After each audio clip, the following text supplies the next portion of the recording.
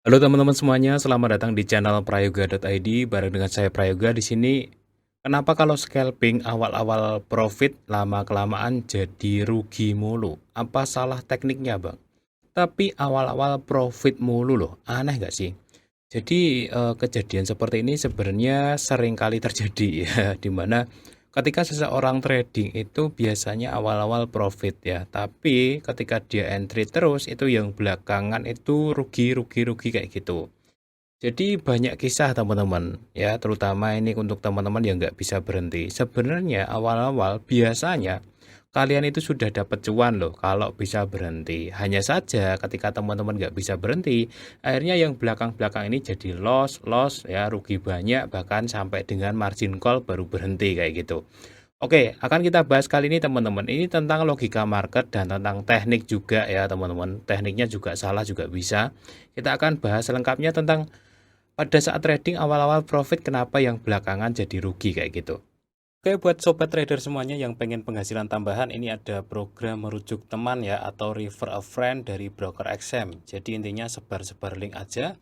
Daftar dulu ya, mendaftar aja, buka akun, nanti ada link yang bisa teman bagikan. Di situ ada komisinya ya, merujuk 1 sampai 15 teman itu sampai dengan 80 dolar totalnya ya.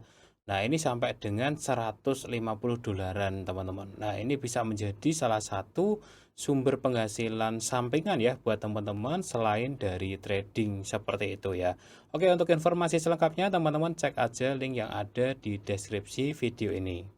Oke teman-teman semuanya, jadi awal profit jadi rugi. Ini kejadian yang sudah tidak asing sebenarnya. Bahkan saya juga sering bilang ke teman-teman ya, apabila teman-teman nggak bisa berhenti ya yang pertama, maka kalian itu ujung-ujungnya akan rugi teman-teman.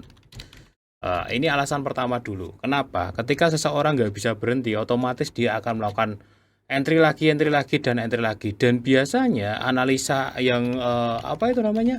Yang kesekian itu sudah nggak jernih. Analisa sudah nggak jernih. Nah, ini beda loh teman-teman. Jadi ketika kalian sehari melakukan 1 kali analisa dan 5 kali analisa, tentu yang awal ini analisanya akan lebih jernih gitu.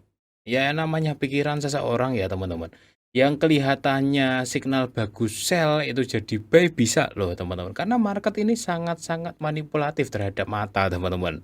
Ya jadi teman-teman yang mungkin ngalamin hal yang sama ya memang karena yang pertama alasan pertama itu nggak bisa berhenti. Ya jelas orang yang nggak bisa berhenti itu sudah pasti awalnya profit jadi rugi.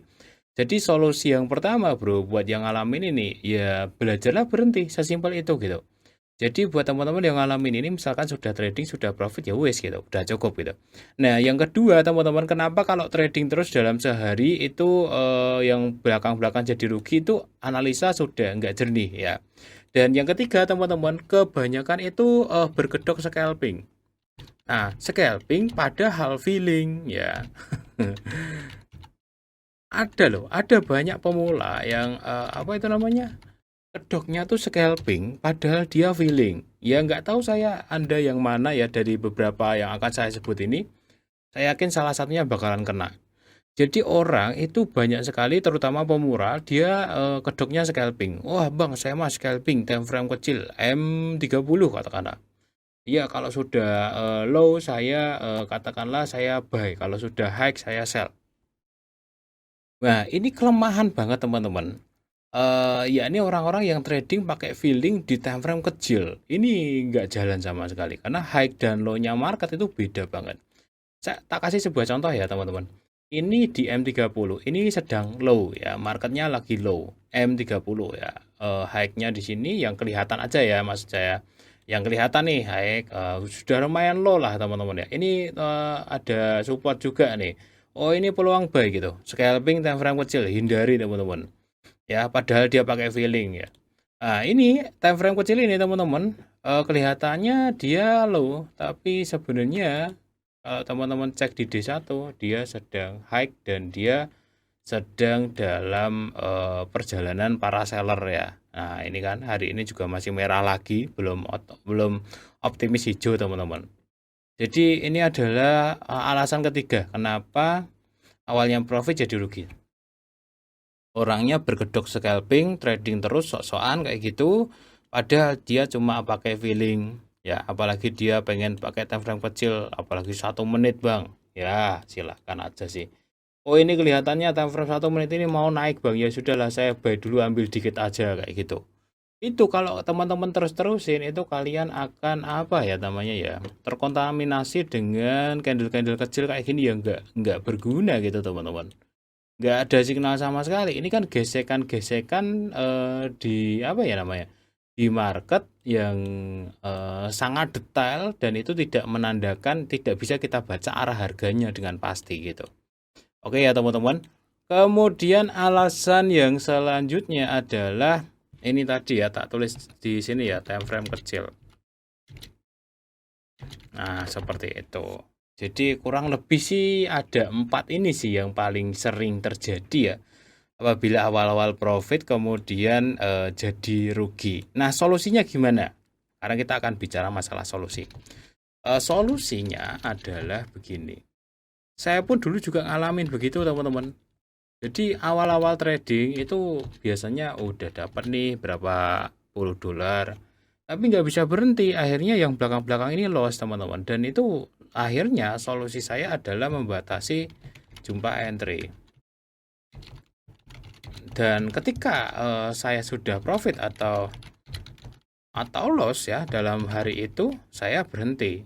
Nah, ini memang harus bisa dilatih teman-teman, mau teknik apapun. Scalping pun juga ada batasannya. Saya kasih contoh ya, kalau scalping itu batasannya bisa profit ya, bisa jam. Saya punya kenalan seorang scalper, dia itu selalu scalping jam ini teman-teman, jam 8 sampai 10 malam. Sekitar inilah, ya maju mundur dikit kayak gitu. Sekitar 2 jam lebih dikit.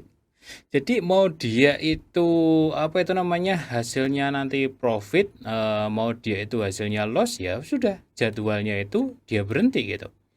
Kalau teman-teman nggak bisa berhenti sampai kapanpun teman-teman, kalian hanya akan buang uang dalam dunia trading ya seperti itu. Membatasi jumlah entry kalau yang saya lakukan itu sehari paling entry sekali itu udah maksimal teman-teman. Satu pair sehari sekali, nggak pernah satu pair sehari 2 kali entry itu nggak pernah. Saya kan punya sekitar 5 akun ya teman-teman. Akun saya yang buat praktek itu yang kecil-kecil yang 2000 dolaran itu sehari itu paling entry 1 kali maksimal banget. Kadang-kadang malah beberapa hari nggak entry karena saya nunggu gitu. Ini tak kasih contoh ya. Ini Euro USD saja ini baru entry kemarin teman-teman. Nah, ini baru entry kemarin. Saya sell di sini ya. Nah, di sini ya. Di sini ada apa ini namanya? Ada resisten, kemudian di sini ada retest dari zona supply ini ya. Kemudian di sini ada candle double top ya di atas. Ini putar balik, ini signal pembalikan. Saya entry sell di sini, SL di sini. 2 hari ya, baru entry sekali kemarin. Sekarang itu hari Rabu teman-teman kalau nggak salah ya. Kemarin itu Selasa, ya saya entry Selasa, sekarang Rabu ini udah baru tak biarin gitu. Mungkin dari Selasa bisa nyampe Jumat sih target saya sampai daerah sini. Saya entry di sini ya teman-teman. Target saya mungkin di daerah sini. Seperti itu. Jadi trading itu nggak bisa teman-teman yang kayak apa ya? Kalau menurut saya ya trading itu nggak bisa yang entry terus ngasilin uang terus kayak gitu nggak bisa. Jadi ya solusinya ini teman-teman. Memang harus cari teknik yang benar-benar pakem ya. Kemudian tunggu sampai dengan tekniknya signalnya muncul hajar kayak gitu. Dan itu prosesnya lama teman-teman. Bukan berarti kita seharian terus kayak ibarat kata kalau orang borongan ya itu nggak bisa seperti itu. Kalau borongan di proyek kayak gitu kan semakin kita getol kerjanya itu kan semakin banyak uangnya. Kalau trading nggak teman-teman, nggak bisa. Jadi trading itu adalah menunggu. Jadi kita harus nunggu, harus sabar gitu. Kalau ada momentum kita ambil, kita kasih SL ya. Itu nggak bisa seharian berkali-kali itu nggak bisa. Ya buktinya gini teman-teman. Saya mau kasih perbandingan antara saya dengan scalper yang teman saya tadi itu. Hasilnya lebih banyak saya. Padahal tradingnya jarangan saya ya. Karena memang begini. Akurasi itu jauh lebih penting teman-teman. Begini, tak kasih satu buah rumus ya. Terakhir ini teman-teman. Sebelum tak tutup videonya. Kualitas itu lebih penting, lebih penting daripada kuantitas, teman-teman.